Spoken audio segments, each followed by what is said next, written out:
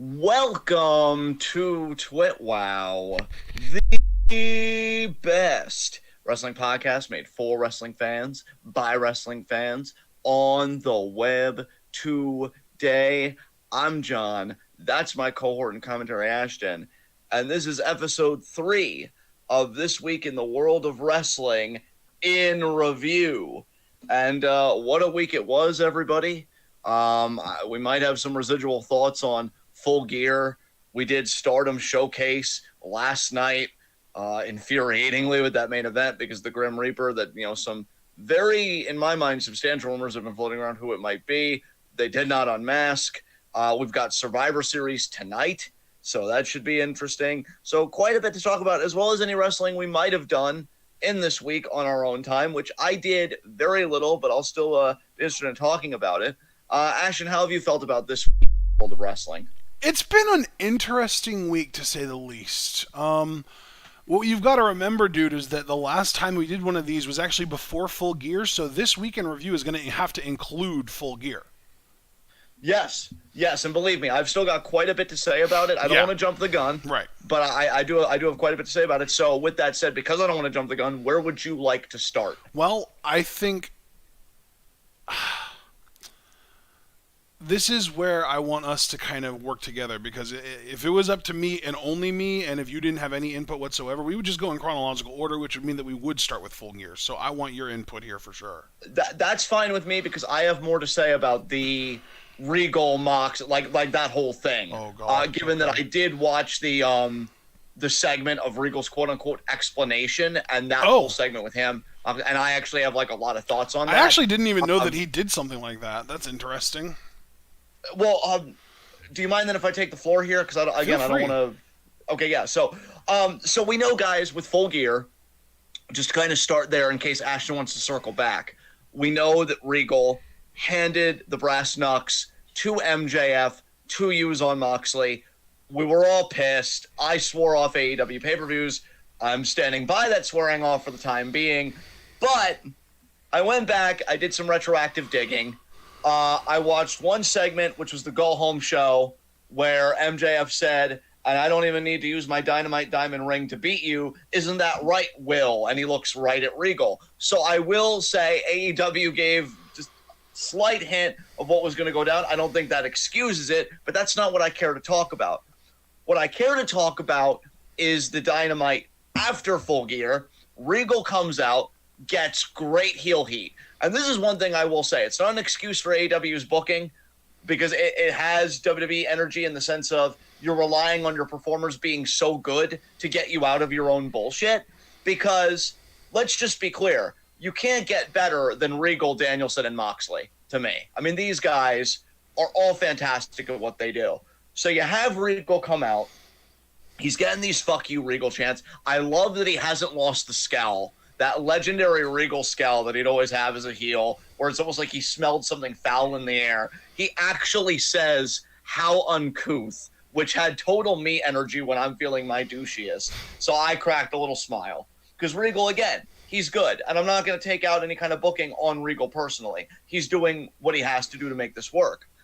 He more or less says that he's not going to give an explanation, and that he's going to wait for MJF to do that next week, because they had exchanged private emails that I think we'll become more privy to next week, possibly, because then we also know MJF's a dick. So he might be like, Regal did say I was going to tell you, but Regal doesn't speak for me. Fuck you kind of thing.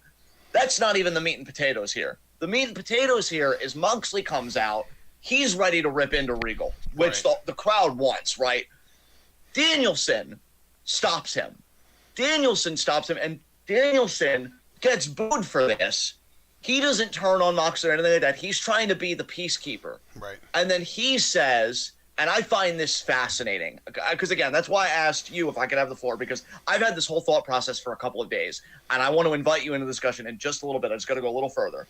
He says, you can't hurt him. He's had 2, brain bleeds. I don't know if he meant lesions or what. He's really injured. If you go after him, Danielson is more or less saying if you go after him, it could kill him. right. Which I like that. It really frames Regal as vulnerable. We're not deluding ourselves about what stage of his career that he's in or anything like that. And then he says, this man, I love this man, pointing to Regal, this man taught me how to love my father because he said his father was an alcoholic. And then when my father died, I was able, to be at peace with that because I had learned to love him.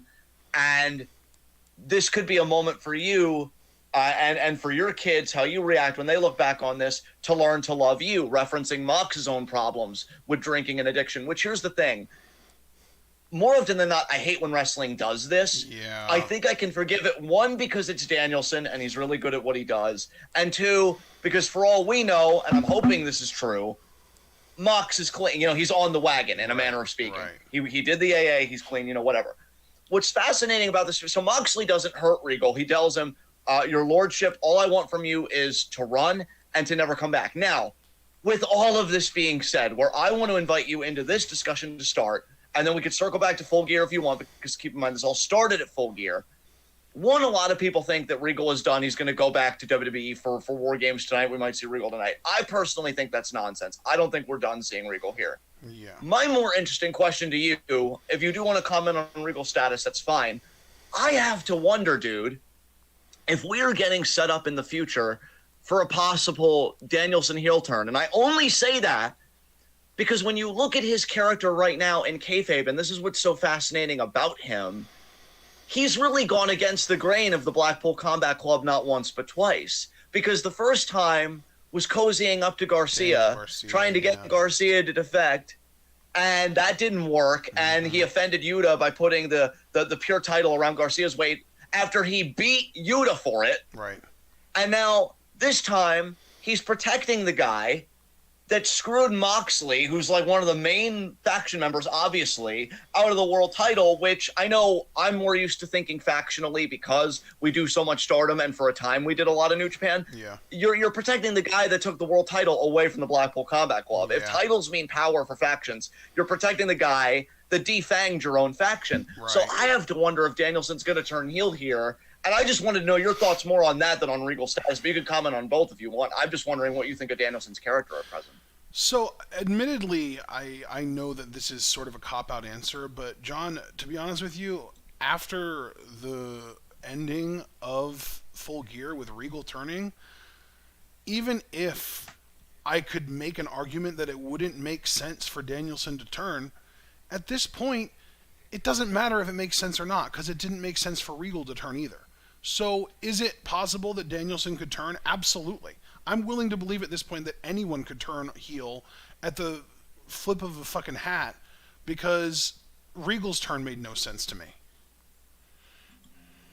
And yeah, and that's understandable. I don't think that's a cop-out answer. I think that's an honest answer. And maybe I'm kind of the mark, right, because I've been overthinking it. But I'm just looking at Danielson's trajectory, and I'm like, man, you really haven't been serving your faction's interests in kayfabe. Right. And I'm just like, because to me, dude, I'll tell you what I think the payoff is. I think it's either a Moxley-Danielson rematch, because I haven't forgotten about how Moxley, that genius finish where he beat Danielson, I believe it All Out that was this year. I'd love to see them run it back. Or what I'd also love, just because I think it'd be a great rub for him, I'd love to see Yuta get his hands on Danielson. Because Yuta, after Regal turned, he said, "You fucking snake." And I think that was referring to Regal. So then seeing Danielson do these apologetics for Regal, it's like, dude, what are you Blackpool Combat Club or not? Because, like, you were cozying up with Garcia against my interests, and now you're protecting Regal against Mox, and by extension, all of our interests. Yeah. What are you doing? So, like, Danielson to me is the most fascinating part of this story. I agree with you about Regal's turn. I still don't think it makes sense, even with the very paper-thin allusions they've made to it, leading up to it. But it's Danielson's character that I think is the value here. And I'm just wondering where that's going to go. So, yeah, that was one thing I kind of wanted to talk about in the open. And I know Tavares is still adamant that, like, none of this shit made any sense. I don't even necessarily disagree with him. I'm just wondering if they're trying to make chicken salad out of chicken shit now, knowing they've got people of this caliber doing it. So, I don't know. But what did you want to talk about from Full Gear? Mostly the fact that Jamie Hayter is a fucking incredible champion, and that I'm so proud of her, and that she's now officially recognized as the AEW Women's Champion rather than just interim. Yes. Since I talked for a good bit, I guess I'll just do a leading question so you can talk for a bit. What are your hopes for Jamie's title reign? Just in the sense of who do you want to see her work with?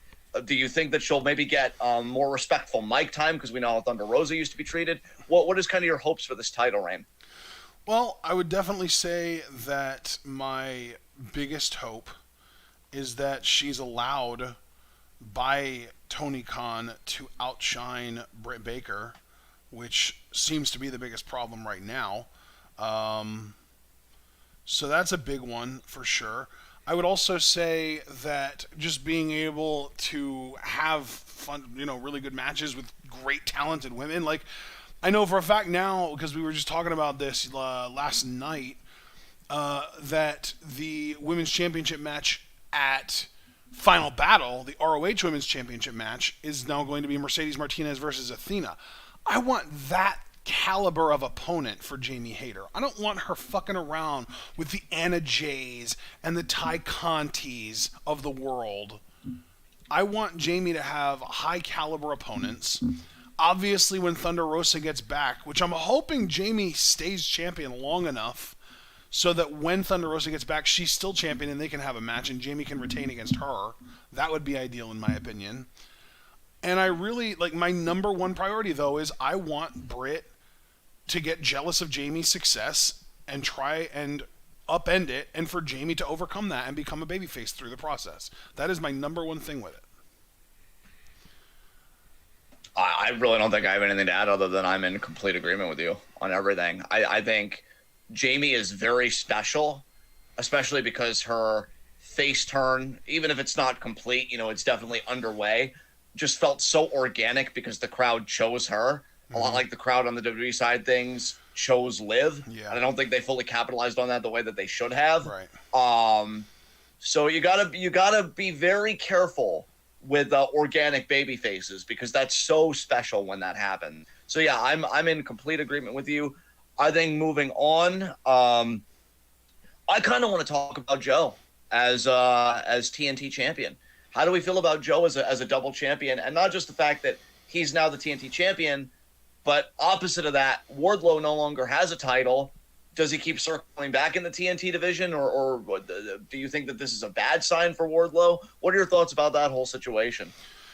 Yeah, it's weird. I don't know why they did that. I don't know why they put the title on Joe. It makes very little sense to me.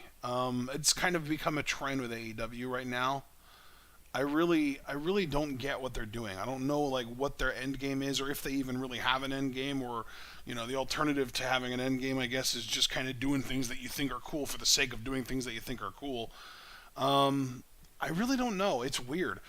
The funny thing is, the TNT title almost killed Wardlow's momentum. That's obviously, we know that Tony Khan is the one in control. Tony Khan is the one that killed Wardlow's momentum because Tony Khan is the one that booked him in the way that he has. But as far as perception goes, which obviously we know is very important, perceptively, the TNT title killed Wardlow's momentum because as soon as he won that title, it didn't take more than a month or two before all of his momentum that he had built up in the weeks leading up to winning the TNT title just completely died.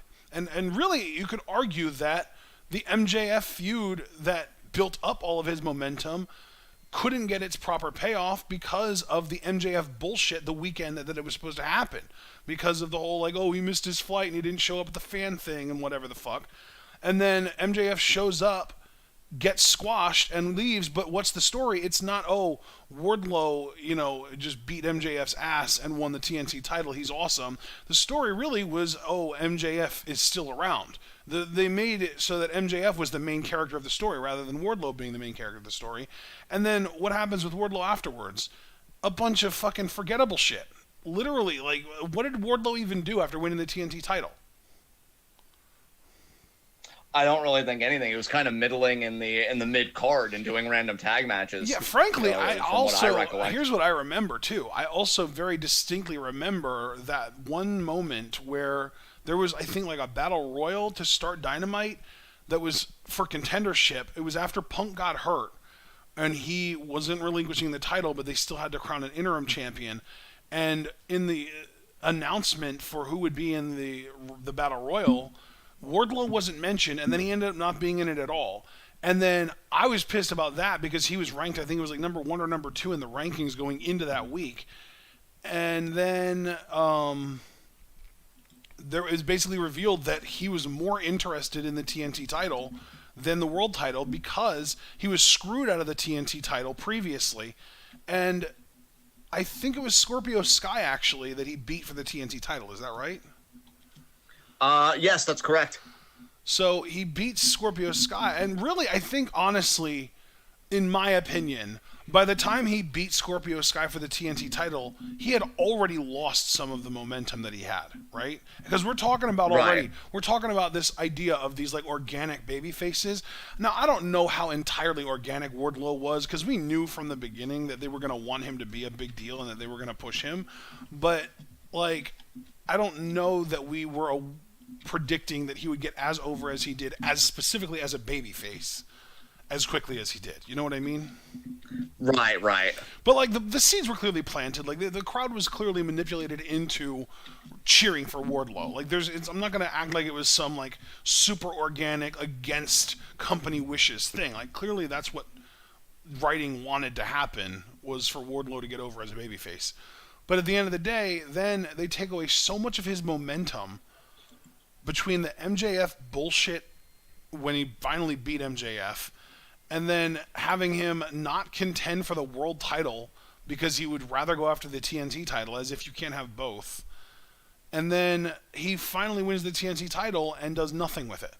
Like, I feel like it was just another example of a massive squandering of a very organically over talent in AEW, and it's just a shame. You know, I think the only thing I have to add to that, if you look at how they've treated MJF's character, the AEW World title was his official first title. Because I know the Dynamite Diamond Ring, but that's a different concept, right? Right.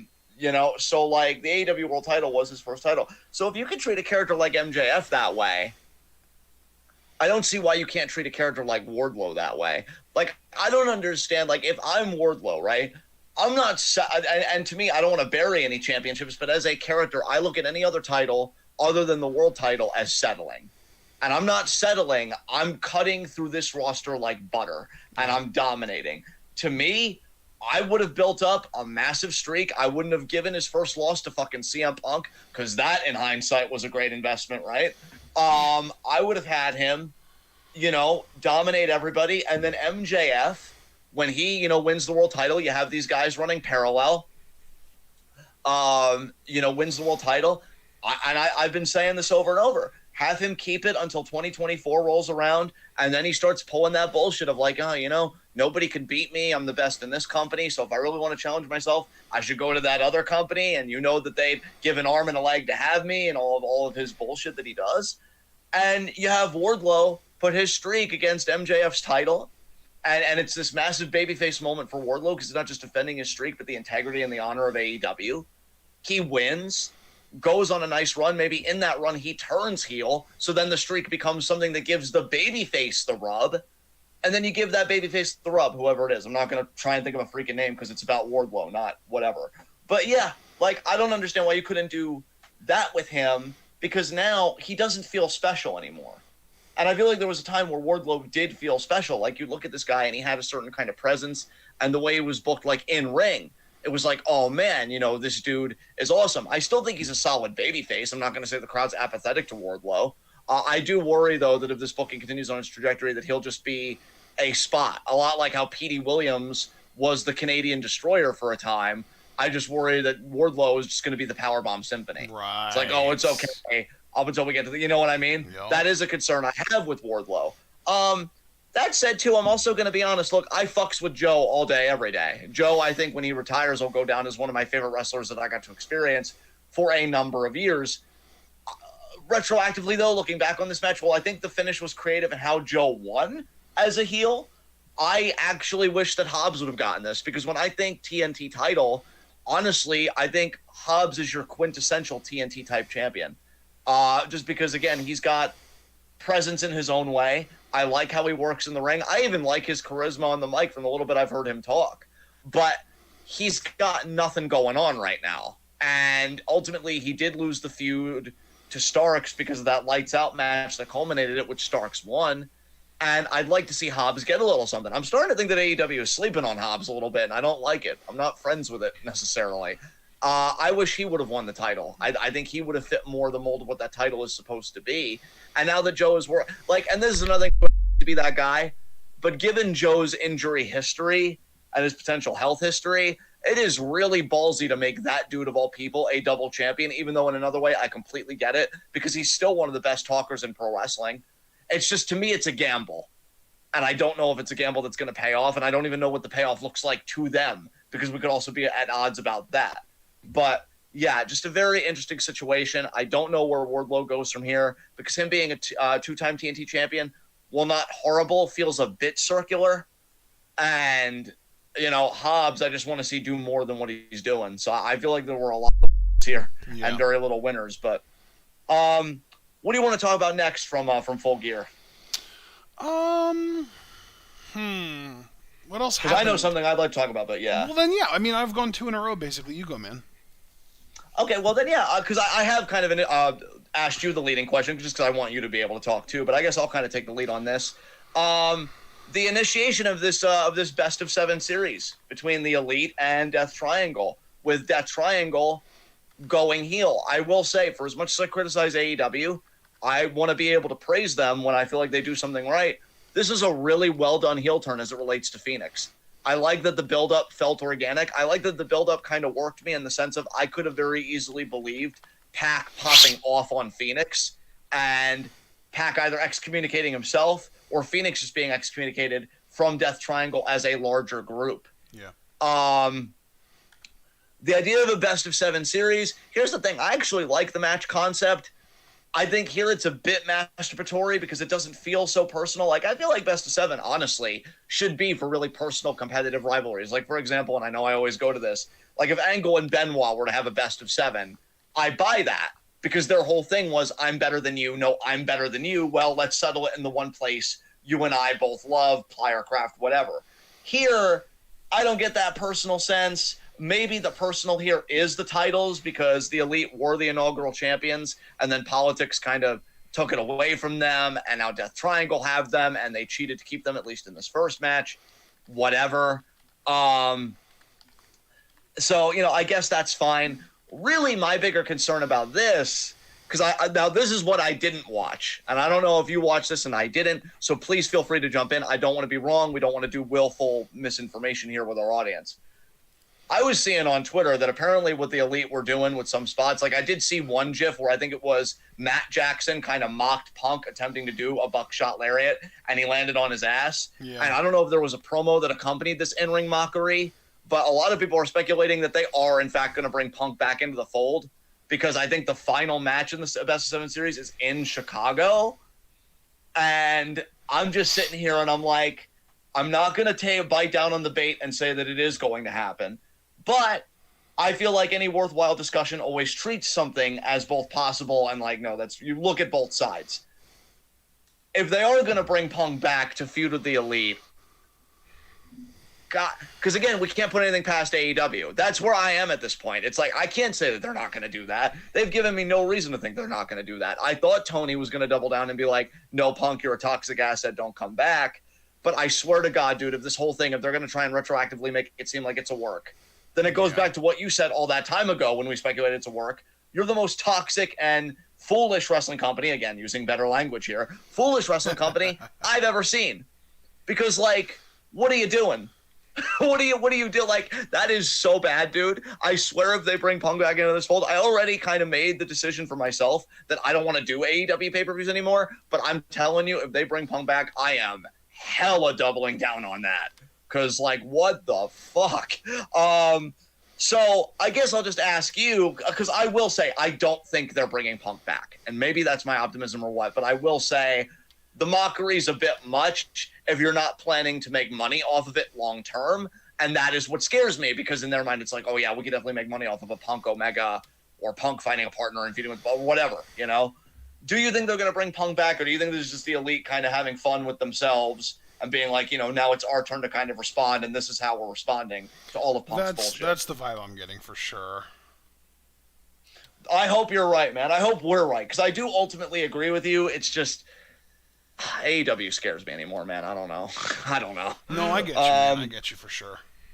So I guess backing track because I did want to address the sized elephant in the room.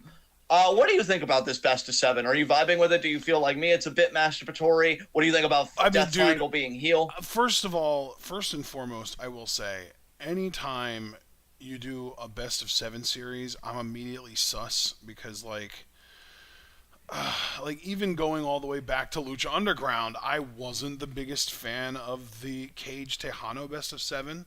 I wasn't the biggest fan of the Drago Aerostar best of seven, and these are all great workers. I'm not trying to say like, oh man, and these were workers that were way worse than or whatever, even way better than Kenny and the Bucks and like, it's nothing like that. I'm not trying to make a direct comparison in that way. What I'm saying though is like straight up, I am not a big fan of this concept. I feel like the best possible way that you can set up a quote unquote best of seven series is by having two guys or two teams or two factions trade wins back and forth and back and forth, and eventually you get to the point that it's like, oh man, I just realized you guys have 3 wins apiece. Let's call it a best of 7 series. Next win is the winner of the series kind of thing. Like I hate it when a best of 7 series is announced ahead of time, and the thing that makes it worse in this instance specifically, motherfucker, they really went ahead and announced the exact dates of every single show that they're planning on having these matches on, which immediately means that there is no question in anyone's minds that there's going to be 7 matches in this. I personally have always been a fan of, if you're going to announce a best of whatever series, end it in 3 or 4. End it quickly. End it faster than expected as a swerve to throw people off, But no, they're just like, oh, it's a best of 7 series. Here are the 7 dates. Strap yourselves in for the ride. Like, that's the whole thing. That's all it is. Actually, yeah, I can actually really understand where you're coming from there. Because I think ultimately where you're coming from with it is that you would rather a best of 7 happen organically and informally rather than just so structured and rigid and these are the dates and this and that, because it doesn't feel earned when you do it that way. Where if you book two competitors or 2 teams or whatever as really even keel and really intense and passionate and they're going this back and forth, then you're creating something special. So I actually can really appreciate where you're coming from, and I feel like you could have done that with these 2 teams, but no, you put the cart before the horse, and now here we are. Again, I really do think the best thing to come out of all of this is a heel death triangle. But yeah, that I think is the only really worthwhile thing that I can say about it. Do we just think that the Elite ultimately win the series? Because that's kind of where my mind's at. I think that they win and they're able to get the title reign. So what I'm expecting to happen is I'm expecting Death Triangle to win the 3rd match, and then I expect for the Elite to win 3 straight to set up the rubber match, and I do expect the Elite to win the 7th match. Yeah. All right. Well, there you go. We'll see how that works out. And everyone will be like, oh my god, this is so genius because it parallels real life. How many times have we seen this happen in real sports, in the NBA, in MLB, in the World Series? We've seen this happen in real life before, therefore it's amazing booking. Pretty much, yes. Oh god. All right. So, what's next, bud? Do we want to talk about Soraya? I know that was a big thing that happened at Full Gear. We can do that. We can do that, yeah. I don't know. Did she do anything on the post Full Gear Dynamite? Yeah, she did, and she's so like, what's the word I'm looking for here? I don't want to say misled. Maybe misled is the best word for it, but like she really is just so ignorant. Like she seems. No, I don't think naive is the right word. I think it's less about like blissful, like, oh haha hee hee, I don't know what's going on, and more about like she's been actively misinformed by people she trusts, and now she believes things that are just straight up wrong, kind of thing. Yeah. Interesting. It's really frustrating though, because I naturally just want to root for her, man. I really do. Like she seems like such a sweet woman. She seems so well-meaning. She seems like, she really does want the best for people and stuff like that. Just some of the things she says just make me fucking face palm, rub my temples, roll my eyes, etc., etc. But then, like, yeah, on the scrum, she was so sweet. She was so nice. It made me want to root for her, man. Her scrum performance, just like Jamie almost. I was like, man, I really hope that this person succeeds. I really hope that they get what they want out of this.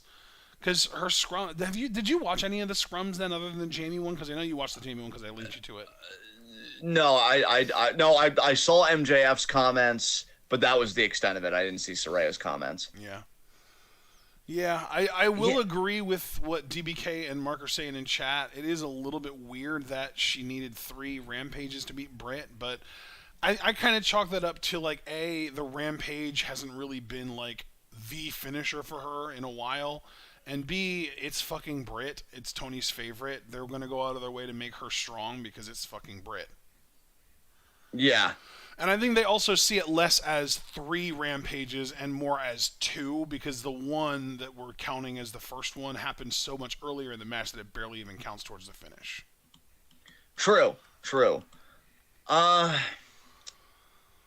So what did she do on the post Full Gear Dynamite though? Because I know you were talking about the scrum and stuff, but just reiterate for me if you Oh did. God, that requires me to remember things. Oh God. Let me see Let me if I let me YouTube it real quick. Yeah. We can. I don't know if she was even But, on the post Full Gear Dynamite, honestly. Because when I asked initially, you said yes, she did. Unless you didn't maybe you misheard my question. Because I did ask, did she do anything on the post Full Gear Dynamite? And you're like, yes, she did. And Dude, I think what I was hearing wasn't what you actually said. I think I heard like scrum rather than dynamite. Like I think I was like I heard you saying post Full Gear, and I rather than actually listening to you, I did a bad job there, and I just filled in the blanks in my head and thought you filled it in as scrum. Interesting. All right. I'm not saying anything from her here, so I guess I'll just talk about Full Gear. I can't talk about the scrum, unfortunately. I do apologize for that, guys. But like everything you said about her, it's so weird because like I relate. Because I don't see any malice in her, right? Yeah. I don't think that Soraya, as a person, hates trans people or is against any of these kinds of people or whatever. Like, I don't think she's a malicious actor. I don't think so either. Now, maybe we're going a bit too easy on her, and maybe she is. We have to be open to that possibility, but I don't think that's the case. I think she's somebody, or she has a personality, I think, to be as pointed and, I don't want to fucking be problematic in how I'm speaking about her in any way, but I think she has a personality that's almost chameleon-esque. I don't know. I think Ronnie's toxicity, she's kind of like, her own thoughts and stuff are being influenced by that. And I don't know. Like, you're talking about a girl that she talks about what she's been through in the business. I mean, she's been through a lot, and God knows, like, I don't know. It's weird with her because at some points I could shake her, and I'm like, fuck, why are you getting in your own way? But on the other hand, it's like, I don't wish her ill. I want her to succeed. I want people to care. I think she's starting to find her footing a bit more on the mic. And, that's good at least, because God, if they are going to position her as kind of a, the baby face of the division, which, again, I will reiterate, for as much as I'm rooting for Saraya on one hand, massive disrespect to the likes of Riho and Hikaru Shida, who I feel like could fill that role and be more of a draw doing so, just because I think they are what's in demand right now from, mass wrestling culture. But if they're going to position her that way, it's at least good that she's getting better at talking, seemingly. Yeah. I don't know. Like, because here's the thing, man. I'm just going to be honest with you. I don't want her to be the next women's champion. I don't really want her to win the women's championship. But you know why I'm saying that, though? Right. Because it like, it very easily could be like, bro, if I could pick any woman in the world that isn't currently actually signed with a company that she won't be free from anytime soon to be the next AEW Women's Champion, it would be Jungle motherfucking Kiona. Straight up. Yeah. We're due for another Joshi AEW Women's Champion. We haven't had one since Shida, and that was like 3 or 4 reigns ago. And like, they're teasing Kiona. They had her one time on an episode of like Dark Elevation, I think, in a match with Riho, and she got a pretty good reception. She's been showing up in DPW quite a bit. She's been like starting to get more and more featured there. Like I'm telling you, man. I even if and then the main another big reason why I'm saying Jungle Kiona and not someone that's super relevant right now in AEW is because that's how long I want I want Jamie to hold the title. I want Jamie to hold the title for like 9 months to a year. Like I want her to be the fucking centerpiece of the division. I want her to be the person, the foundation upon which we can put the weight of this division upon. We can literally build this division around her. She can be the foundation of it. She's got the fucking strength to bear the weight of the entire division on her shoulders because like we can see that in her. We know she's got it. I mean, after the comments from Jamie in the scrum that, again, as you said, you did link me to, she's got ace energy, to be quite honest. She truly does. Yeah, she does. Because here's the thing, she's not bombastic. She's not one of those tryhards. It's like, well, of course I want it. I'm the best. And you know, you can do that in a babyface way. I do believe that. She's just genuinely like, I'm proud to be the champion. I knew one day I'd be the champion because I've worked hard at it. But now it's my job to elevate the division, to make the division better because I am its champion. Yep. And I love it. I feel like that's something Okada would say, you know, and hey, say what you will about New Japan. I know I certainly have. Okada absolutely still earns his distinction as ace every fucking time he goes out there. I feel like Jamie's a very similar style, and it's also funny that they both use a Rainmaker because that's how Jamie won the title. Yep. But yeah, no, I think Jamie is the thoroughbred you back in this division. Yep. Not Britt again, not Saraya. And when she drops the title, I do think Jungle's a very unique and inspired choice. Do I agree with it? I'm ambivalent on it right now, if I'm truthful. That's fair. I'll have to see. But I can understand why you'd go there. Right. I can understand why anybody also would co-sign onto that. But yeah, like what I like about your choice, though, ultimately, whether you like Jungle Kiona or not, or you're ambivalent or whatever, Jamie Hayter, in a way, her being the champion liberates the division because now we're thinking about possibility again.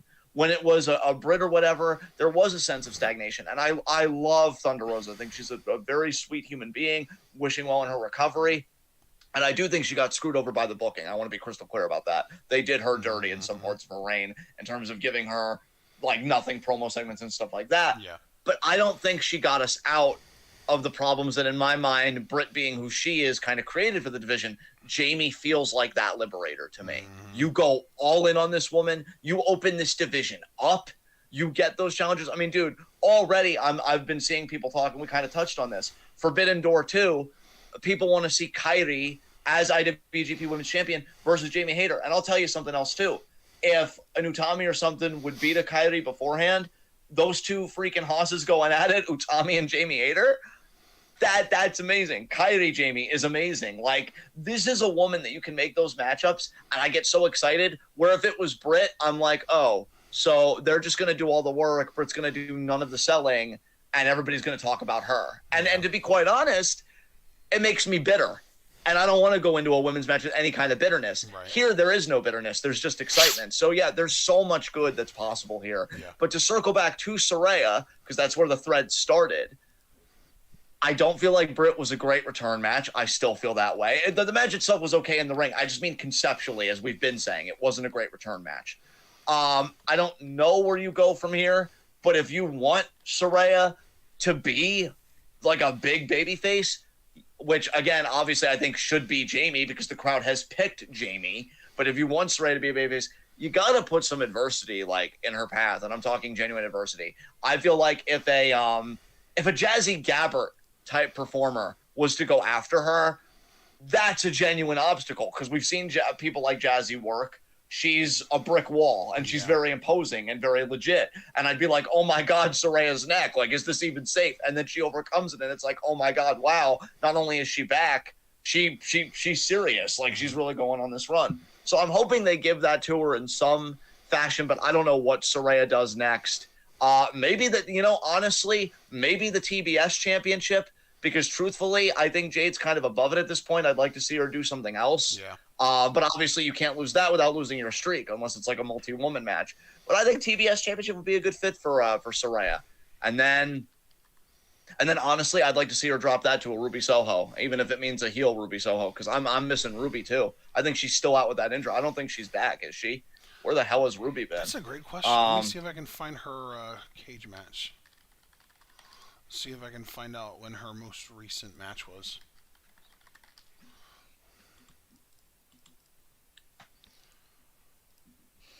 Because it's in September. It's been over 2.5 months now.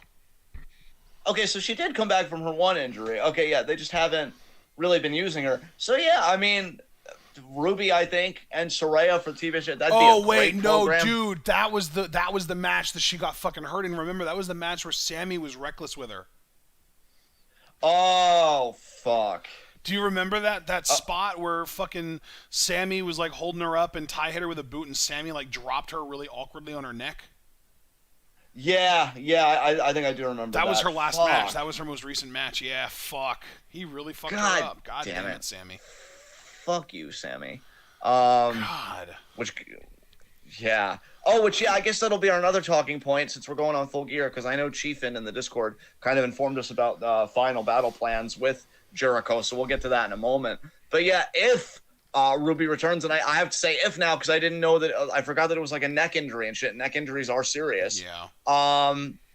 Bring her back, dude. Saraya, they could kind of bond over that, I guess, in a weird storyline way, maybe, possibly.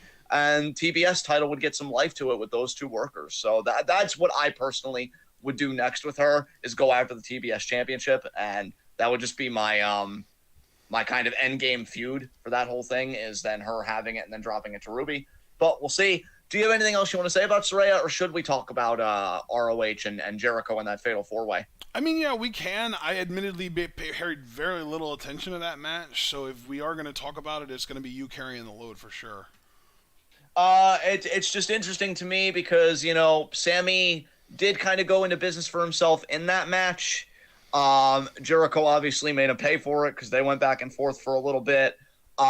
Jericho, I think, pinned Claudio, which was the funny thing because Claudio is getting the shot at Final Battle. Well, yeah, he pinned Claudio because remember, Claudio was doing the big swing on Sammy, and then Jericho comes in with the fucking Judas effect through the air, and it looked like shit, so they stood up and did a proper one. Yeah, first it was a Judas effect to the tit, and then it was a Judas effect to the face. So, given that he pinned Claudio for that, they've been kind of going back and forth because remember, Claudio got back in the title picture by pinning Jericho in a tag match. So now they're looking to end it at Final Battle, but as Chiefin informed us, it's Jericho's ROH title versus pretty much Cesaro's allegiance, because if Jericho wins, Cesaro will have to join the Jericho Appreciation Society. Do I really want to say what I'm actually thinking? I mean, of course I do, but I know it's going to be weird to some people. Am I the only one that thinks, shockingly, that, like, Claudio, because I don't want to call him by that. Claudio was better in WWE? I was even thinking this the other week. I'm like, I kind of miss when he was just Cesaro in WWE, because even when he was in the mid-card, there was a certain energy about him and his matches. Like, I feel like WWE always knew how special he was, even if they didn't want to make him a main event guy, which I can't even lie and act like I don't understand it when I know his promos weren't always the best. I just felt like he had such strong crowd connection that it didn't matter. But yeah, I haven't really cared for his AEW booking, and I kind of miss his WWE booking again, even when he was in the mid-card, because I felt like, I don't know, he felt more surreal in that way. And now with this matchup, I'm like, either he wins the ROH title, which already screwed him on the first run, which should have been the run because everybody was waiting for him to win a world title. And then, Jericho gets priority. And now this second run, I don't even know if you're going to have as many eyes on it because it's not his first anymore. It's his second. And he had to go through all this stuff to do it. Or he joins JAS and it's like, God, I know Hager. I know Hager has said, like, oh, I want, real Americans reunited. But, I mean, let's be real, people. Hager is a fucking nothing burger. What Hager wants isn't what a lot of people want. I would guess not even what the majority wants. Real Americans were fine. It was a solid tag team. I'm not going to say it was shit. I actually enjoyed it at times. But I think Claudio is so far above that tag team that if to get him in the JAS, like the big payoff is him and Hager back together, that's a further step down for Claudio. So like, I don't like either option because either one, he's kind of circling the drain where it's just the ROH title. And the only thing that can make me forgive that is if ROH gets a TV deal. Because I've been hearing that ROH is close to penning a TV deal and getting a show. And if you want to make Claudio the face of that show, maybe I can vibe with that. But I think that's the only caveat that I'm willing to, embrace there. But if he goes with JAS and this is all about, oh, we're going to do a Real Americans reunion, I don't give a fuck. This dude is a beast. This dude is a specimen. What the hell are you doing sticking him with Hager, who hasn't been compelling? I mean, some people would say ever. I've admitted to having periods of actually liking his work. I will stand by that. So for a guy like me, he hasn't been compelling in years. He hasn't been compelling since he did the initial fucking Zeb Coulter kind of return with him, We the People stuff. That he blew because he, got intoxicated on marijuana while driving. So yeah, like to me, it's just a waste and it's a step down for Claudio either way. Again, the only out being is ROH getting a TV deal, and are you making Claudio the face of that television product? So I'm not really that enthused about the match or really how Claudio's being used, and I'm just curious on that subject, Ashton, because I know you mentioned the Fatal 4-Way, but that's why we're kind of broadening the scope to talk about Claudio more specifically. How have you felt about his? And what do you think about his options here? Yeah, I honestly am pretty much on the same page as you to a degree. I don't know if I would go as far as to say that I preferred him in WWE. I think that he definitely had very special moments in WWE that didn't feel like, oh my god, this is so manufactured, this is so fake, I hate this, or anything like that. But part of me is also like, he's only been in AEW for how long now? Like less than a year? Like maybe we should give them a little more time to work with him before we go saying he was better in WWE when he was in WWE for almost a decade, That's fair. I just feel like sometimes, though, when we say give him a bit more time, you already have a ready-made product. So time to do what? Figure out how the product works? No, literally, give AEW booking time to fucking get his booking right. And again, I'm hoping they will. Give Claudio time to figure something out. I'm saying give Tony Khan time to figure out how to use him. Yeah, and again, I think Tony Khan, and I can't speak for him, obviously, but if I was to gesture to do that, I would think that he sees Claudio as like, we're going to get the TV deal, and I'm going to make you the baby face of our television product, which, cool. I might actually tune in if Claudio's going to be heavily featured, but we don't really know anything about that either way. And then, dude, that's all a moot point if Jericho just wins. Because then Claudio's just with JAS, and that's just going to make me fucking miserable. So, don't really like our options here. That's fair. I honestly do think they're going to have Claudio join JAS against his will, and they might use that as a way to make him more interesting as a babyface. God, I hope so. I don't even know. I think I think we've been like really due for the unwilling heel, secretly babyface character for a really long time. Somebody that is like forced to join a heel faction, forced to do the heel tactics, etc., etc. We haven't had that in so long. We are 100% due for it, in my opinion. Yeah, you're probably right, honestly. And I don't even mean in AEW. I mean in wrestling in general. I've been saying that for a while now. Yeah, I don't know. We'll have to see what they do with Claudio. I wish I could be more excited about it. You're right. I mean, Mark even said it's only been 5 months. I should give him time. And again, I was excited at first. I mean, Blackpool Combat Club, and I think that's part of a larger issue. I feel like they bungled Blackpool Combat Club as well, as you know. Yes. We've had those conversations that I fully heartily agree with, yeah. Yeah, like, that faction could have been so cool, which would have been so great for Claudio when he joined it. And just, God, like, everybody suffers. When you're a part of the faction, the individual members suffer when you bungle the faction. And Claudio, to be honest, I feel like Claudio was one of those guys that needed it to work the most, just because, he was kind of getting off the ground in AEW. So, yeah, there's that. What else from Full Gear? I mean, I guess we could talk about Swerve and Keith Lee officially being done. Keith walking out on Swerve. I'll let you kind of lead that discussion because I know how passionate you are about both guys, especially Swerve. What are your hopes for this feud? How long do you see it going for? Do you think both guys can get elevated? Do you think only one guy's going to be prioritized? And if so, who? Just, all that kind of. Dude, I am so sorry. I dropped my pill case, and I was just talking to my mom trying to figure out where my pills were. Can you repeat the question? Oh, sure. No, that's fine. I was saying that we could talk about the AEW tag titles, and more specifically to me, because I already feel like the Acclaimed are going to drop them to the Gun Club as part of the firm. So my focus instead was going to be on the pivotal moment in the match of Keith Lee walking out on Swerve, and now it seems like that feud's going to happen. I know you're passionate about both guys, especially Swerve. Yes. How do you see the feud going? Who do you see going over? Do you think both guys could be elevated? And if not both guys, who do you think is going to be given priority? This is kind of an interesting situation to me. I almost have to wonder if maybe the current plan is for Swerve to, or I guess I should rephrase that.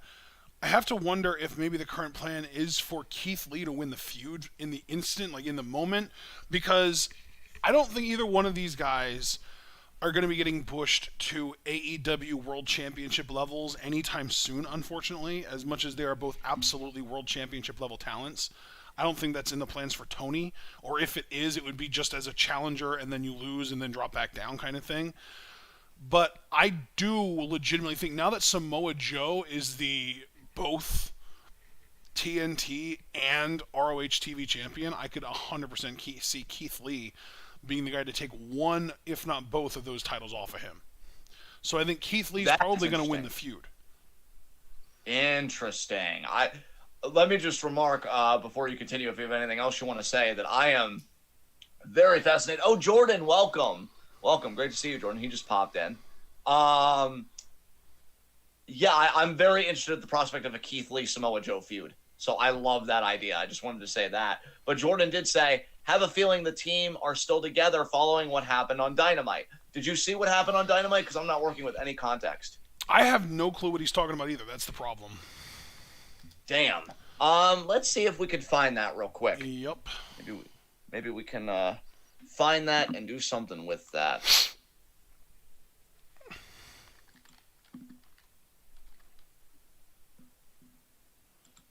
All right. And I will say, if they are still together, I don't even know if I'm friends with that, because I like the narrative beat that they did for the breakup with Keith Lee standing by his principles. Yeah. So again, I have to see it in full context, but my immediate knee-jerk reaction is asking AEW what they're doing. Because you had a great moment there at Full Gear, and then you're just kind of throwing it away. So let's see. Keith Lee, Swerve. It better be on YouTube. Sometimes AEW is late to upload their stuff. That is one leg up that I think WWE has on them, is they upload the stuff instantaneously. Right. I don't see anything recent. That sucks, because I'd love more context. Can anybody provide us further context? Because we'd appreciate it if we're going to have any kind of a discussion about this. I'm literally looking, and I'm... Oh. Apparently there was a very quick backstage segment where Renee Paquette asked Keith about what happened at Full Gear, but Swerve showed up, got in Keith's face, and said, "Let's talk." So I guess that was the whole thing. Unless talking behind closed doors, you just assaulted Keith, and then we get more context to that the week after. I don't know. But, yeah, you don't want to delay it for so long. The crowd popped when Keith walked out on Swerve. Do the feud. Don't try and reconcile. Don't try and salvage. Do the feud. Because I will say, one thing that would really make me angry is if Swerve succeeds and he gets in Keith's head. Because, see, you can only do what they did with Pac and Phoenix so many times. And I feel like what made Pac and Phoenix work was Phoenix's hand was forced. They were going to lose the titles. So only by the reality of their situation did Phoenix see the force of Pac's argument of using the wrench or using the hammer. Here, they can be a dominant team, but I don't think they need to be a heel. They need to be heels to be a dominant team, because, look at them. They're the perfect blend of speed and power kind of thing. So what situation would Keith have to be put in to be like, oh yeah, compromising my integrity and my morals, that's the right move? In kayfabe, I don't see the situation he gets put in where that's plausible. So, God, I hope Swerve doesn't succeed and makes Keith go heel. That would be so ridiculous to me.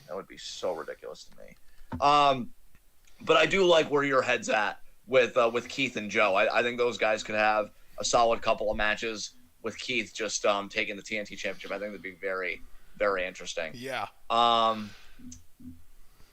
Yeah, is there anything else worthwhile to talk about with Full Gear? I feel like we've kind of exhausted that personally. I feel like we probably exhausted it a while ago, honestly. Yeah, let's move on. Is there anything that you wanted to talk about regarding Monday Night Raw? I already kind of talked about this. I don't know if it was in the Discord or what, so I could reiterate some points.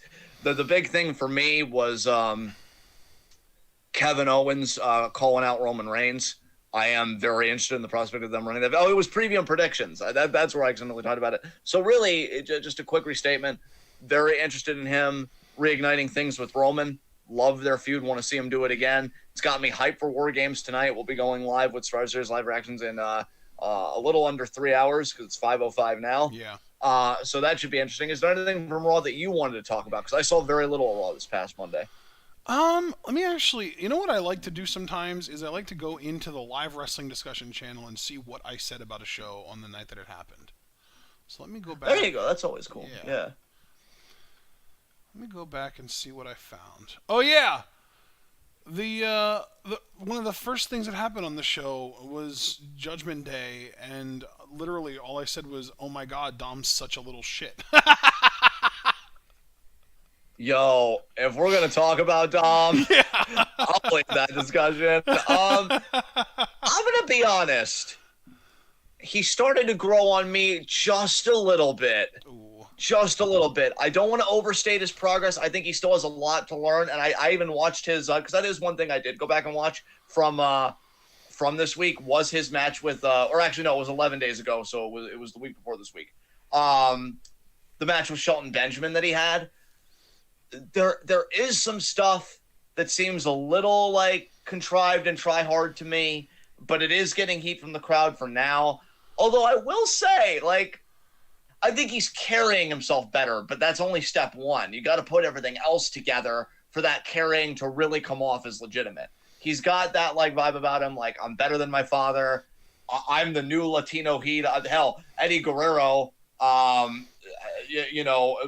was Dominic Mysterio, not me being the next Eddie Guerrero. He was a former Dominic Mysterio. I'm not the next Eddie Guerrero.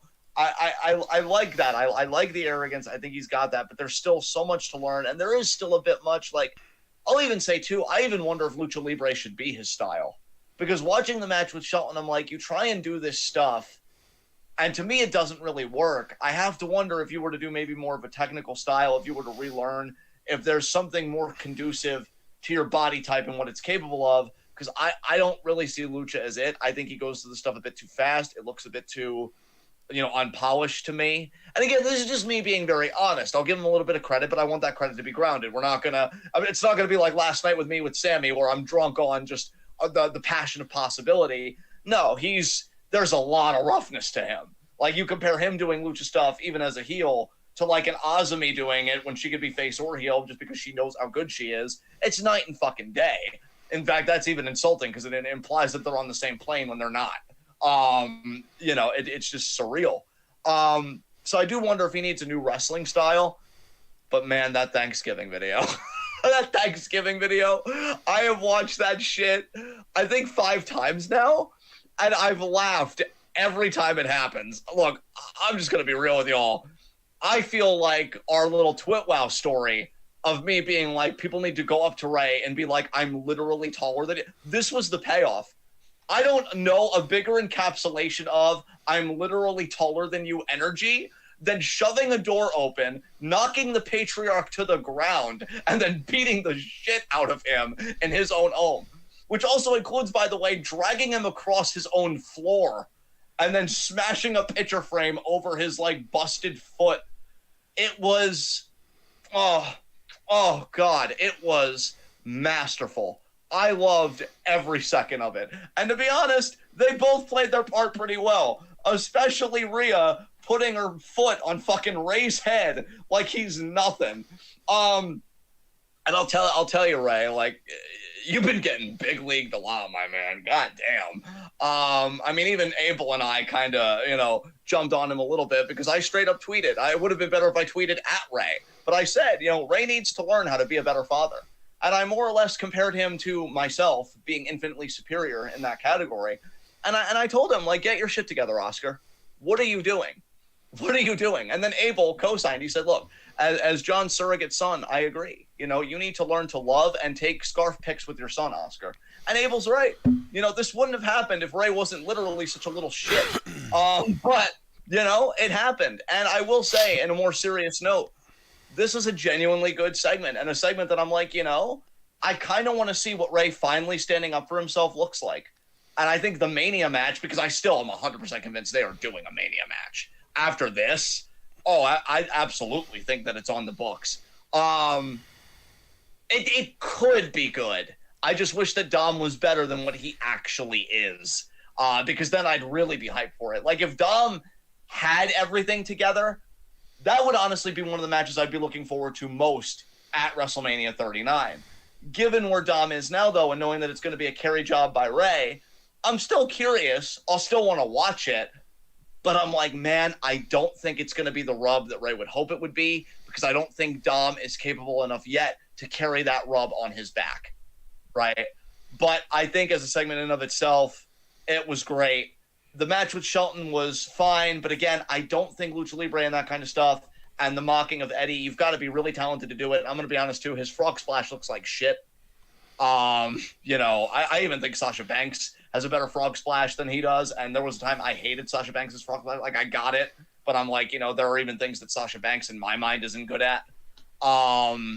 So yeah, there's a lot of work to be done there, but man, that Thanksgiving segment was hilarious. I loved it. I mean, it seemed like they had young kids sitting at the table. After seeing Ray getting big leagued in his own house, I would have been looking at Dominic and asking him if I could be excused.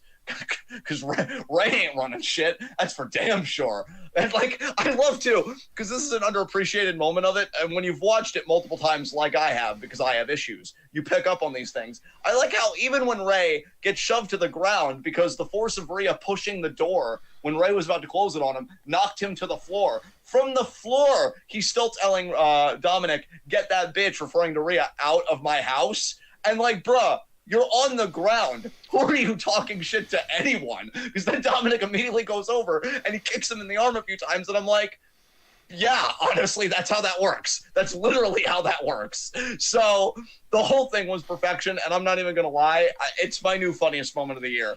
I didn't think what I had in there originally was going to be unseated, but fuck, that was great. So yeah, those are my long form thoughts on Dominic that I think are pretty even handed, because there was a lot of criticism there, but I enjoyed this, and there are some things I think he's getting better at, but it's still not nearly enough to close the gap of where he needs to be, and where WWE, I think, would like him to be.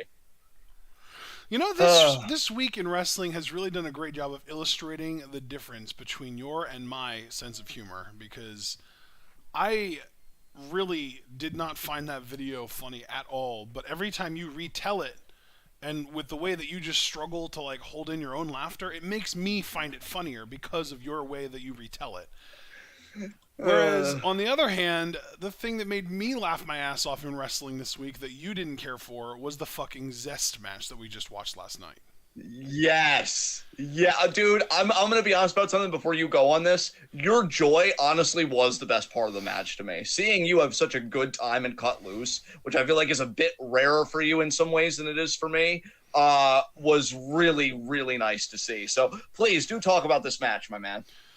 Well, no, I wasn't even trying to talk about the Zest match. I mean, I can if you want, but like, I really was just saying, like, it's just so funny though that the Thanksgiving the Mysterio household Thanksgiving, segment is like the exact funny thing. Like, it's the perfect like line to your funny bone almost. And then like and yeah, like Jordan Amos in chat talking about Dom saying, "Mom, stop shouting. It's the holidays. Chill out." That was the lamest shit in the world to me. I thought that was so fucking lame. Like, I thought his delivery was pretty good on that, honestly. Well, no, because, like, I see it as, like, he knows what he's doing and he's trying to be funny at this point, which makes it not funny to me.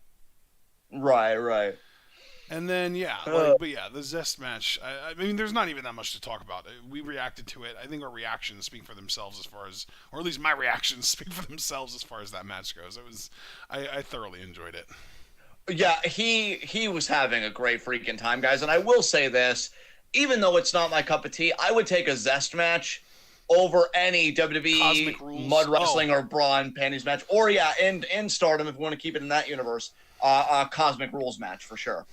Like this was tasteful. It had genuine wrestling moments, and yeah, it even had its cute and funny moments. But yeah, Ashton was loving it. And I'm just like, you know what, this is fine, this is good. But I'm like, but then again, after that, I went and I watched Thanksgiving thing at least like 2 more times. So yeah, like a lot of my humor when it comes to like fiction and that type of media is absolutely rooted in Schadenfreude. Like, if you want to align to my funny bone, show me a fictional setting of somebody that really has their heart set on something failing, and I will find that hilarious. oh my god. Schadenfreude is, yeah. No, Schadenfreude is where I derive a lot of my humor, guys, for real. Yeah. Yeah, like, Oh seeing man. people fail is just amazing to me. In real life, it's heartbreaking. I do have a conscience, but in fiction, But in fiction, oh my yeah, god. yeah. Oh my god, it's That's fucking why you hysterical. don't like most like fiction books because they're all so triumphant. Yeah, I know. It's like, no, fail. This dude really literally just said it's like no, fail.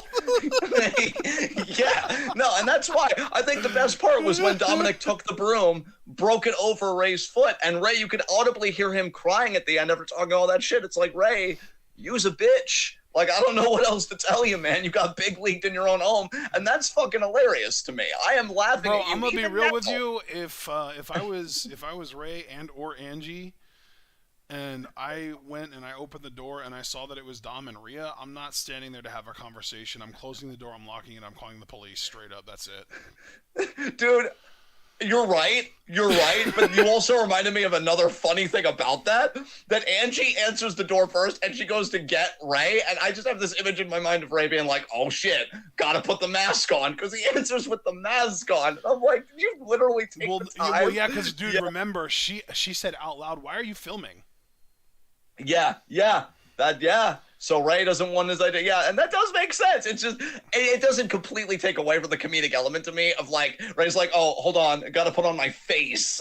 No, yeah, Which, you know, literally. I bet is- you too. Like in like as far as like in my head canon, Ray was on his way over to get to the door with Angie, but she was like, "Why are you filming?" And he was like, "Oh shit!" And he went over to get his mask. Yeah. Yeah. I know, like Foster, just to kind of address him because I freaking adore Foster. I do genuinely like how his mind works because him and I will kind of vibe on some stuff. He's like, is it bad I want Ray to save Dom for Judgment Day, but then still smack him and turn heel? Foster, I think you might be pleasantly surprised how many people probably share your energy because all the replies I saw to that Thanksgiving vid, everybody is salivating for Ray to beat his ass. They're like, you really got to handle this. Where is the discipline? All this stuff, which I think speaks to a more deeply rooted problem about how we view children and familial relationships. But that's beyond the point. The point is people want to see Ray stand up to his son and kind of assert authority. And after seeing his foot in that cast and him lying on the ground, I'm like, Ray, at this point, you literally don't even have a leg to stand on. And then I laughed to myself because it was great. We all had a great time. So yeah, this is that was the big thing for me. Anything else from Raw though, man? Because again, not to lose the thread, this did start out as a Raw discussion. Anything else from Raw you wanted to talk about? What happened on Raw this week? Huh? It was the 21st, right? I want to say yes. Yes. Okay. Yes. I think the Judgment Day opened, or no, Kevin Owens opened the show. Then we got Judgment Day versus Brawling Brutes. That's right. Oh, okay. And I know Finn ate a stunner from Kevin Owens and stuff like that. I don't know if I really have anything else to talk about as far as Raw goes, honestly. It was kind of a mess show. I know Riddle and Elias beat Alpha Academy, so they're using Alpha Academy as a way to kind of, get this new budding tag team over, which really does feel like because Orton's probably going to be out for a while if he ever comes back at all. So it seems like they're kind of trying to recreate the magic that was RK Bro with Elias in Orton's place. Yeah, yeah. Um, I don't know. Drew beat Corbin. Rhea won advantage for War Games, beating Asuka, and then we got a big brawl. That's about it. Yeah, Raw was pretty uneventful this week, I would say. So let's move on. I don't have jack shit to talk about as far as NXT goes. I don't know if you do, but if not, we can just move on. I don't think I do either, honestly. I think I'm good on NXT. Yeah, everything I hear about it's like Impact almost at this point with me for NXT, as far as just like every time you hear something about that show, it just makes you roll your eyes and go like, man, they are really down bad, aren't they? Like Yeah, they are in the yeah. fucking dumps. Like, holy shit.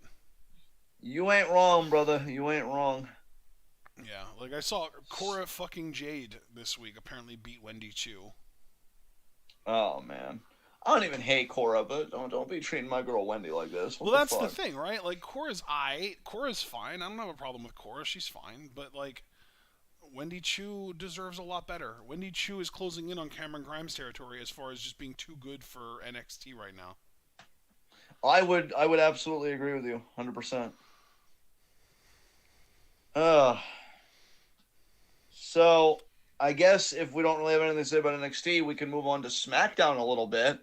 Um, but honestly, a lot like Raw, I won't say that SmackDown was as uneventful. I really don't have much to say about the Bray stuff this week because he's still continuing with LA Knight and he's denying attacking LA Knight, which is interesting. But then Uncle Howdy interrupts with another video saying that Bray's a liar and shows a lot of clips from his past, which I thought was a nice touch. Then LA Knight, kind of doubles down that it was Bray that attacked him. And then when he heals, he's going to get even. And I'm like, okay. Again, for me, Bray is carrying all of this. I try not to miss any promos. I try not to miss any of that. So that was something. I don't know when the first big Bray matchup is going to be in the ring. And I'm guessing it is going to be with LA Knight because I don't see why you wouldn't pay this off in the ring. But we'll have to see where that goes. Obviously, Sami Zayn continues to be one of the best parts of SmackDown, along with just the broader bloodline. And yeah, Shotzi is still leading up to her match with Ronda, which, we won't be reacting to that because I have to remember, too, it's not that we're reacting to all of Survivor Series. We're only reacting to the War Games matches. So, good luck to Shotzi, but we already think that she's going to lose because we did preview predictions last night. You guys can see that on the channel. Is there anything from SmackDown that you think is worth talking about? Just me going through all this. I don't really think there is, honestly. Let me see. I want to find a recap and just kind of skim over it to see if anything that I catch reminds me of like, oh yeah. I mean, did we talk about Becky being the 5th member? We kind of talked about that on our preview last night, to be fair. Yeah, we did. I think that's cool. And yeah, they'll definitely give the babyfaces a huge advantage for sure. Yeah, I will say I'm starting to kind of realize that maybe on major pay-per-view weeks where we do a preview and prediction, maybe whatever the brand is that we did the preview and prediction for already, we just don't bother talking about that while we're doing our review because it's like we already covered as much as we could on the preview prediction kind of thing. Yeah, I definitely agree with you there. Because all of the WWE stuff that we could talk about, I mean, the only stuff that is like, okay, so maybe not like a hard and fast line, because we can still talk about the fact that like Santos Escobar beat Butch and Ricochet beat Braun Strowman. Yeah, that was shocking to me. Yeah, like the World Cup thing. Yeah. So that's the finals right there, is Santos versus Ricochet. And knowing that Gunther is the champion, it seems pretty fucking likely that Ricochet is winning the World Cup. God, which, I've already aired my problems with Ricochet. The dude still can't fucking talk to me. And, whatever. But I think here it's just, he was already Intercontinental Champion. He lost the title to Gunther. I don't know if he ever got a rematch. Somebody in chat, please tell me if Ricochet already got a rematch. Because I don't know if they did or not. But if they didn't, I guess this is a way to do it. But man, this World Cup was so exciting, and I think had a lot of possibilities. And okay, so no, he didn't get his rematch. Well, then I guess that's your out, right? Because I never got the rematch for the IC title. This is my way to do it. But I think what it comes down to for me, It's like, fuck, man. Santos is so good. I want this man to have the world. You know what? I actually saw somebody tweet recently, and I'm not saying I agree with this. I'm saying I find it interesting because it's nice to see how pro Santos I think a lot of wrestling fans are becoming. I saw one person say that they thought that Santos was the very best of Rush and Andrade. Like their best qualities like mixed together in one wrestler.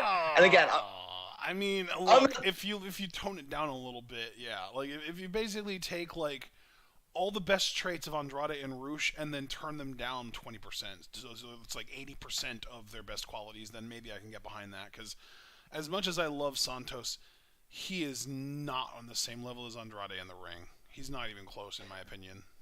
I will agree with that. I do think he's better than Rush. I do think he's better than Rush. Well, in that sense, though, what are we taking specifically from Rush that's one of his best qualities that we're using to kind of assemble this metaphorical version of Santos? Yeah, that's a good question, actually. Because he's solid in the ring. I don't really have much of an opinion on his promo work, probably because I feel a bit underexposed to it. I feel like, I think, in my opinion, the best way to relate these dudes is to say that Santos is a more WWE friendly version of Andrade. Yeah. He's given better this, English. He's slower and chilled out more in the ring. He's taller. Like, he checks all the boxes that make you more of a WWE guy than Andrade. Whereas Andrade is more of like a fucking New Japan guy, because you don't have to speak English to be incredible in New Japan. You do, though, have to be stiff as fuck, be able to work your ass off, be an absolute work. He checks all those boxes. You know what I mean? Yeah. Which, to be fair, I mean, Andrade's literally a CMLL guy, and that's like New Japan, Mexico. But you know what? I'm glad we had this conversation, though, because, I mean, Santos is in WWE, and he's one of those guys that because he's in a system where I think he can thrive, like, I want to see him do everything in that system. Yeah. I will say, of the three guys we're talking about, dude, no debate from me. I think Andrade's the best in-ring worker of the three. I would put Santos at number 2 personally, because I don't really care for Rush's in-ring work that much. But, you know, that's just me. And I do think promo-wise, I am glad that you mentioned Santos is English, because, you know, I do think promo is important. And I think Santos, and I've said this before, I have this image of him in a suit, championship over his shoulder, cutting a like bilingual promo, some parts in English, the really heelish parts in Spanish, because I'm booing you because of my own ignorance. And it's beautiful to me. It's beautiful to me. But the idea that he's going to do the job to Ricochet, more than likely, I don't really care for that. I don't really care for that. I think Santos is better than Ricochet. What Mark said. Mark mentioned in chat, it's Prince Puma versus King Cuerno. Yes. God, I miss Lucha Underground so fucking much every day. And I'm literally wearing my Lucha Underground shirt right now, bro. That's amazing. I don't really care for how these finals are probably going to go down. I still look at Santos, again, within the context of WWE, as a main event level talent. And definitely a guy that if you put an IC or US title on him, should hold that shit for upwards of 9 months. So like a 9+ month reign. And yeah, I don't think we'll see how it goes. Going to beat Gunther. I think he's going to win the tournament, but I don't think he's beating Gunther. I don't think he's beating Gunther either. To be fair, I don't even think Santos would have beaten Gunther. Honestly, I think the only person to earn the right to do it is Sheamus. Like, I feel like that feud had a lot of people going, and I'm glad that they separated them because you don't want to tire it out, AEW. But, you know, I'm hoping that you separated them in the hopes of bringing them back together for a bigger thing, whether it be WrestleMania, even though I've been thinking about what else Gunther could do at WrestleMania, and some of those possibilities are more scintillating to me, or what have you. Like, yeah, Sheamus is one of the few believable guys that I feel like could end that reign. Ricochet, I don't buy it. Even Santos, again, I love him, but this isn't the time right now. I just hate that he has to lose to Ricochet even before getting a shot at Gunther. That kind of sucks. But it should be a great matchup, though. I think it should be a lot of fun. So. Yeah. I mean, David versus Goliath to the max. I mean, shit.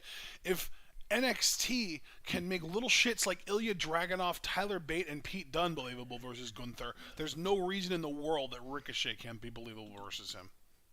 That is a fair point. Absolutely. So I guess with that, since we already kind of established the rule, we talked about so much on preview and predictions already, Did you watch any wrestling outside of like the stuff that we covered this week? I don't think so. No. I only watched 2 matches. Oh, good. Um, One of them was Chris Benoit versus Chris Jericho from Nitro. Ah. When Jericho was being a heel cruiserweight and stuff like that, Mm-hmm. which, he really made it work to his credit. And it was a match that I think Jericho got DQ'd. But then the more interesting match was just because I was thinking about him because I had watched the promo segment. I had watched Regal as World Television Champion against Dean Malenko. And I got to say, I really liked, because I've watched stuff of this before, of heel Regal in WCW. You're talking about a guy that was a great technical wrestler, but especially as World Television Champion, because there were always time limits. Yeah. Like, he would know how to work the clock. Yeah. This way, if the babyface seemed like they were close to beating Regal, it's like, oh, you could have had me, but time was on my side. Like, Yeah. he was really good. So those are the only 2 matches I watched this week, but I would recommend to anybody, go and watch Regal stuff from WCW. Go and watch really all those guys, Malenko, Guerrero, Benoit, Jericho. Go and watch those guys if you haven't. Because I would maybe like to watch more time when I have the motivation and the time to do so, because it's just a really fun time. And yeah, that's really all I watched this week beyond the stuff that we already watched. And I don't think I did anything else. So unless there's anything else you want to talk about, we can hand it over to the people and ask us any questions relating to this week in the world of wrestling. Let's hand it over to the people. Everyone, if you'd like for us to talk about anything that you feel it was relevant to this week's world of pro wrestling, fill us in, ask us questions, let us know, remind us, because thanks. Frankly, that's a huge thing, is we just forget shit sometimes, and our chat has to remind us, oh yeah, guys, don't forget to talk about this, and we're like, oh yeah, let's talk about that. Yes. So yeah, we open the floor to questions. Let us know what you guys are thinking about, again, as far as this week in the world of wrestling is concerned. I did see that Alex Foster earlier said, is it bad that Shane McMahon made more of his trophy win than Ricochet/Santos will? No, I don't think it's bad. I think you're just going with your own opinion, Foster, and I can't really say I blame it, because they made a whole story out of that. Boy, was it awful, too. It was miserable. It was horrible. I hated it. We did get a question, though. Javaris said, so what are everyone's thoughts on Randy needing fusion back surgery? That's awful, horrible, terrifying. Hate it. Yeah, that's not good. One has to wonder if Randy's even going to come back. Mm-hmm. I mean, you figure they got this guy in his early 20s. He has given so many years to this company. It's insane. I don't know how you come back from this. I don't know how long he's going to be out, et cetera, et cetera. But, I mean, goddamn, that's serious shit, man. Didn't we'll have to see. Get some kind of fusion surgery done on his neck, and he's back, and he's kind of, I mean, he's not, like, super active, but he still wrestles occasionally. Yeah. I don't see any reason why Randy Orton can't still be like a special attraction kind of thing. Like, they use Brock Lesnar maybe 6 to 10 times a year at most. Why can't Randy Orton be in that role too? Randy has worked full time for so many years. Yeah. I'm talking a lot more than I think your average superstar. I think yeah. he's earned the right to be, an attraction. Oh yeah. 2 decades. Yeah. Like, if he's done, he's been. I mean, really, look, even at times when I didn't really care for his booking or just him, he's been consistently great on natural fucking athleticism. I think I'll always have a soft spot for young Randy Orton, as a heel especially, because, my God, the ability and everything else. But, yeah, he was fantastic. And if he can still go and if he does still want to work, then absolutely make him an attraction. I think that's the smart course to take, 100%. So Javara says he thinks Randy's done. Who knows, man? We're seeing Saraya back now. Brian's been back for a little bit. Who knows anymore? Randy could come back. He could not. Big E is still kind of a touch and go with me. Like, is he done or is he going to come back? A lot of questions about a lot of guys like that. But, he gave so many years to that company. He better be properly compensated. I'm sure he will be, because he's not just anybody. He is kind of dynastic talent because he's third generation, and he has been so tied in with WWE, especially Triple H. Figure Triple H is running things now, Evolution, all that stuff. So yeah, I'm sure he'll be okay and taken care of in that way. But yeah, it just sucks that it had to go down that way, man. because I was really enjoying the story he was doing with Riddle, even though I can't stand Riddle. So, Yeah. all right.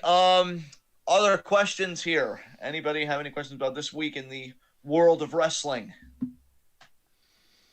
Yeah, Javar is asking a similar question regarding Adam Cole, wondering if he's done due to his injuries. I don't know if anyone knows what the fuck's going on with him. I worry about Cole. I worry about Cole, honestly. I thought he would have been back, honestly, long before now, but especially by now. Is the And last still match that nothing. he wrestled that main event of Forbidden Door? Yeah. Because I know that he's had like a promo since then, at least. Yeah, that was yes, his last he has. match. So it's been 5 months. Jesus. You know, I'm scared that we're gonna circle back to this conversation, and you'll be like, "It's been a year," and like, you know, that does scare me with Cole. So we'll have to see. But I hope he's not done, Javaris, because Javaris, you know that I've always fucked with Adam Cole. Like even when I think other people were like, or I prefer this guy or that guy, like Cole has always been, very dear to me. I think he's a phenomenal talent. I think he's a great fucking talker. And I looked at that guy, like, it's amazing to me that WWE didn't work out because, unlike Cross, I did look at Cole as a potential WrestleMania main eventer, personally. And, now he's in AEW, and he's not even really able to be in AEW because of this injury. So, and he's still so young, too. I don't even think Cole's 30 yet. I don't think. Is he? Cole? If he is, it's early 30s. He's older than 30. Let's see. 33. Okay, he's 33. Yeah. He's 33. But, he came into the business really young, and he's still youngish. Like, I still feel like if things were to work out okay with him, you could get, like, an amazing run out of him, including world title and stuff like that. It just, it's disappointing. Cole, I definitely worry about. Alex Foster said, does the whole never title scenario actually drum up interest? Does it matter? Let me see. Never open weight. Because you're talking about Carl Anderson, right, Foster? And the idea that... Oh, that he's going to be defending it on, like, December, I think, 14th or something like that? Yeah, against who? I don't know if it was even said against who. Maybe Foster knows something that we don't. Yeah, Foster, for me, not really. Like, I mainly probably... Hikuleo, he's fine. I do like Hikuleo. I haven't watched him in a minute, but I know when we were kind of watching New Japan Strong and stuff, I took to Hikuleo almost immediately. I like the dude's size, and I like the little bit that he could work in the ring. I'm like, damn, this guy could really be something. I was kind of hoping he'd be the next Tonga Loa in that way, where it's like he kind of came into his own, and it's like, damn, put some respect on his name kind of thing. If it's Hikuleo, I'd care a little bit. I think he'd be a cool never openweight champion. I just feel like the belt, it hasn't felt like it's mattered in so long. When you go from a lineage of like Ishii, Shibata, and those types to like Carl Anderson, I like Hikuleo, but he's not at that level yet. He could get there, but I don't think he's there yet. And now Javaris is saying Hikuleo, so it does seem like that's who the opponent is. It's just, the never belt, low-key used to be one of my favorite belts in New Japan again, because it's like, oh my God, are we getting... Ishii versus Makabe or Ishii versus Shibata. And now it's like, oh, Carl Anderson holds it. And even though, again, I like Hikuleo, it's like Carl Anderson holds it. So it's weird for me. It's hard to drum up interest. But I'm not the only one in the conversation here. Foster did ask this to both of us. Does the whole never championship situation drum up any interest for you, friend? Not really, to be honest with you. I'm pretty much with you. I feel like it hasn't mattered in a while. I'm trying to remember what point it was that it kind of went downhill. I think Tama Tonga has held it, hasn't he? Tama Tonga has held it, I believe, yes. Like relatively recently, even. Yeah. Yes. Yeah, I think I liked it. I was still kind of into it, even when Ospreay and Cobb were fucking around with it. I think, for me, I think it went downhill when they put it on Evil, honestly. And that was literally earlier this year. It was January 1st, Wrestle Kingdom this year. So, yeah, it was Evil, then Tama Tonga, now it's Carl Anderson. I don't care about any of those guys. Before that, it was on Ishii. And even then, it was Ishii's, 800. It was his sixth reign. But he has the most reigns out of anyone in that title's history at 6. And then Goto is second place at 5. But, I don't know. It just... I think that there's a huge disconnect that's caused by a lack of an Intercontinental title.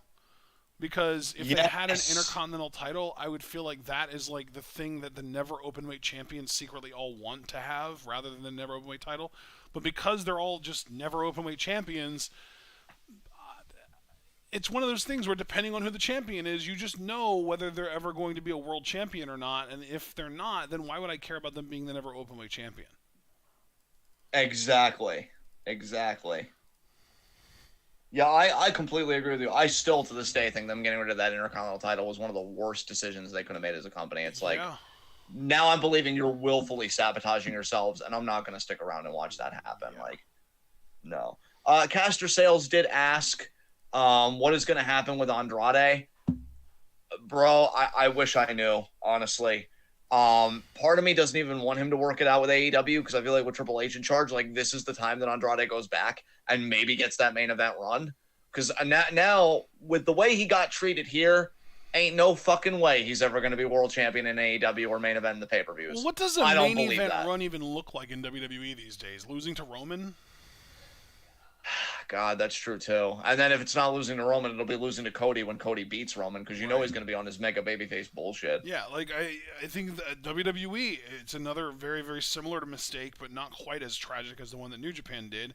I don't think that they should have combined their titles either. I don't think that the World and the WWE titles, or I guess the Universal and the WWE titles, should be on the same guy. I think that Roman should literally be defending those two titles separately every single pay-per-view, or at least every single Big Four pay-per-view, and then defending one of the two in between on each pay-per-view. So, like, for example, he should have. When did he win both titles? When did he unify the titles? It was WrestleMania, right?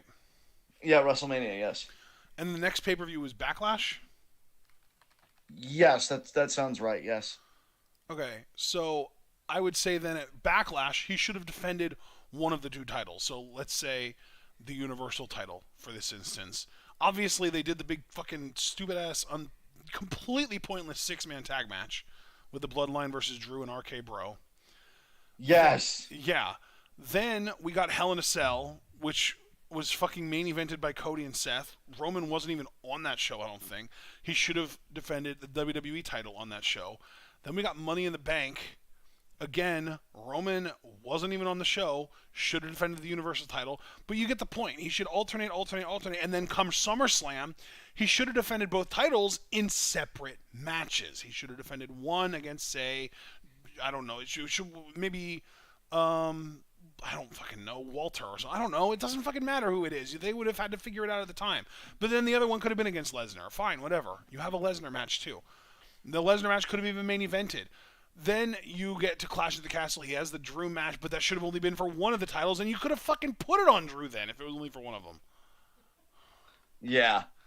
Then you get to Extreme Rules. He has to defend one of the titles. Then you get to Crown Jewel. He should have defended one of the titles. Now we're doing Survivor Series. He should be defending both the titles, but he's not defending any of them. This is my problem. They keep on, like, not actually doing anything with Roman. They keep on having Roman not defend titles, and, like, then by the time he actually does, they have him defend both of them in one night. And it's like, I don't want both titles on the same guy anymore. I want the titles separate. I want two different champions. I want one champion on one show, and I want the other champion on the other show, and I want a hard fucking brand split, goddammit. Yeah. It's really not that hard. The overcomplication lies in their own action. Yeah. They get in their own way. Arguably. Yeah, absolutely. Any other questions, guys, before we round this episode out? Great question.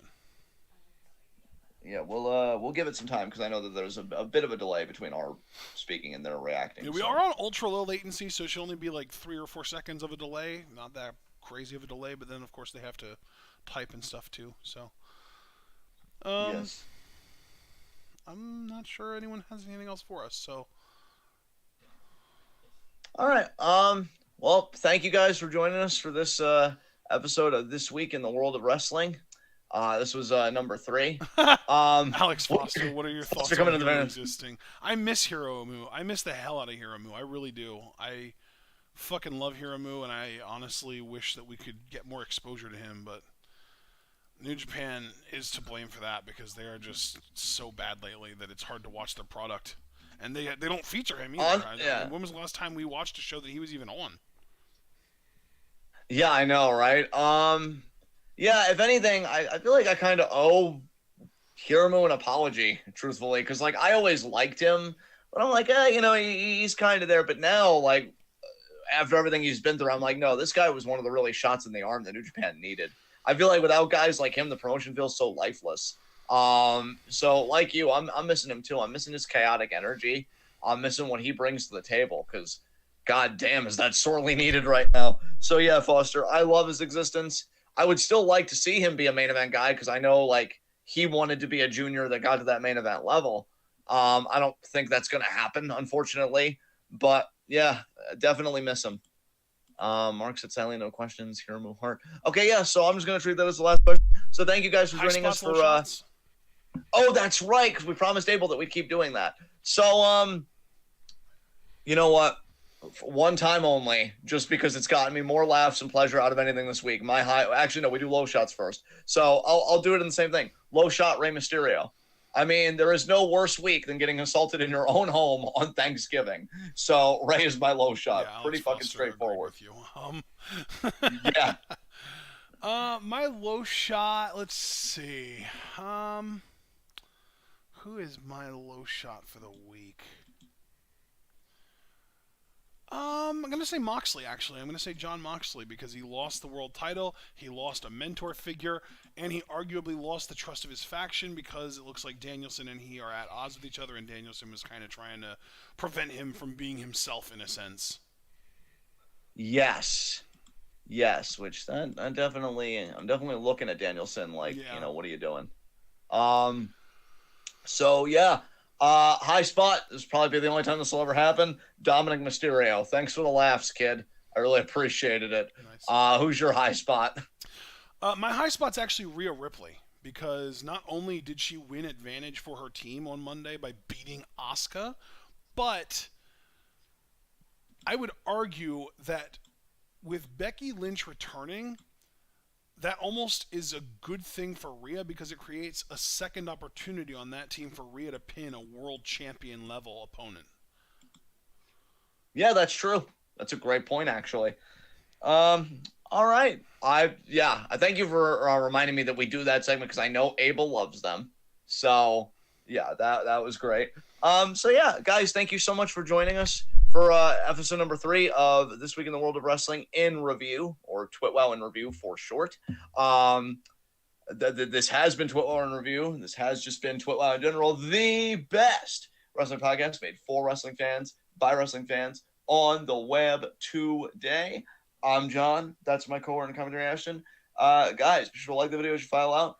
The more likes we get, the more likely we are to be the top search result for wrestling, I guess, recaps on YouTube. And when you're the best at what you do, the top is the only place that you belong. So please leave that like.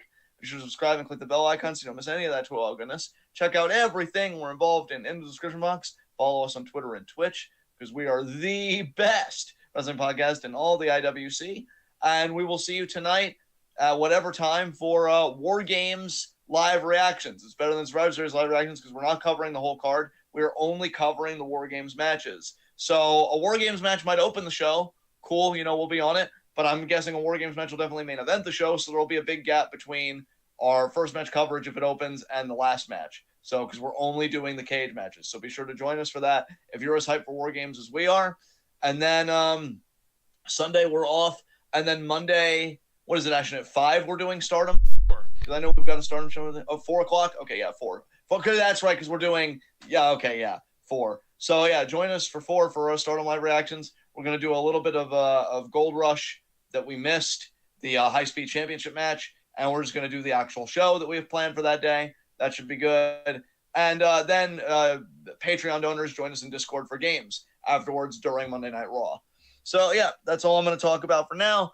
And until then, guys, be good to yourselves, be good to each other. Get ready for War Games! And peace out.